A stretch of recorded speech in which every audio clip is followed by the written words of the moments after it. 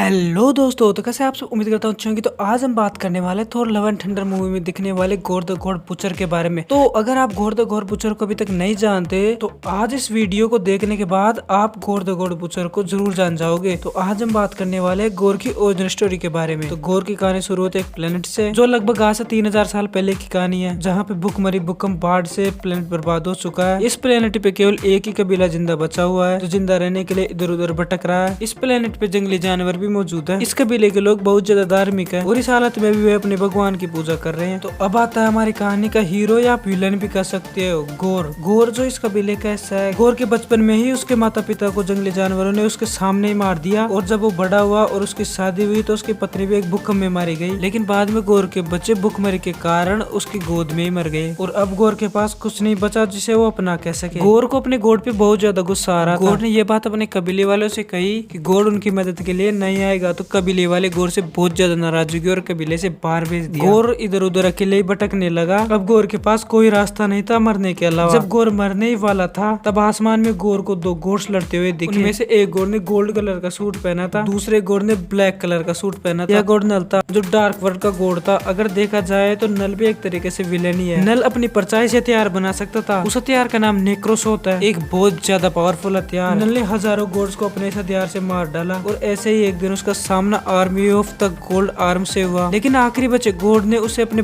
भाले से बुरी तरह से घायल कर दिया, और फिर दोनों लड़ते हुए गोर के सामने जा गिरे। दोनों ही बहुत बुरी तरह से घायल हो चुके थे। नल बेहोश हो चुका था। अब गोल्डन आर्म गोड ने गोर से मदद मांगी। यह सब देख गोर को बहुत ज्यादा गुस्सा आ गया, और वो बोला, जब मुझे तुम लोगों की मदद चाहिए थी तब तुम लोग कहाँ थे। फिर गुस्से में गोर ने पास ही पड़े नल के हथियार से गोल्डन आर्मर गोड को मार दिया। अब गोर के पास निकरसम था, तो वो इसलिए बहुत ज्यादा पावरफुल बन गया, और उस दिन से गोर ने कसम खा ली कि वो सब गोड्स को ढूंढ ढूंढ के मार देगा जिसने उसके प्लेनेट को बर्बाद कर दिया, जिन्होंने उस प्लेनेट को बचाने के लिए इनसे इतनी प्रार्थना की। उसने बहुत गोड्स को मार दिया, जैसे दर का गोड, भूकंप का गोड, प्लेग का गोड, ऐसे बहुत सारे गोड्स को मार दिया। हजारों गोड्स को मार दिया, और इन सब गोड्स को मारने के बाद उसका नाम गॉड द गॉड बुचर पड़ गया। फिर ऐसा करते हुए उसका सामना तूफान के देवता से हुआ, जो कि थोर है, जो कि उसका सबसे बड़ा दुश्मन था। इन दोनों में लड़ाई बहुत लंबी चली। फिर आखिरी में थोर के अलग अलग वर्जन्स जो टाइम टेबल करके आए थे, उन्होंने साथ मिलकर गोड का सामना किया और उसको मार दिया। थोर और गोर की बैटल बहुत कंफ्यूजिंग है कॉमिक्स में। यह लड़ाई बहुत पेचीदा थी, लेकिन मैंने आपको इसको शॉर्ट में बताने की कोशिश की। जब थोर ने गोर को मार दिया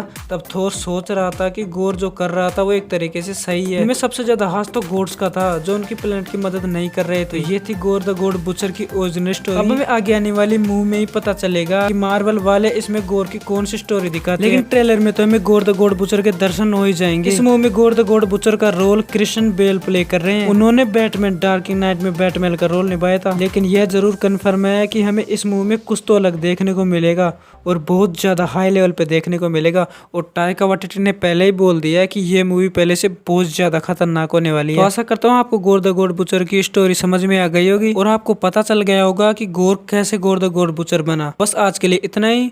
मिलता हूँ आपको नई वीडियो में, तब तक के लिए बाय, और लाइक शेयर सब्सक्राइब जरूर कर देना। Thanks for watching.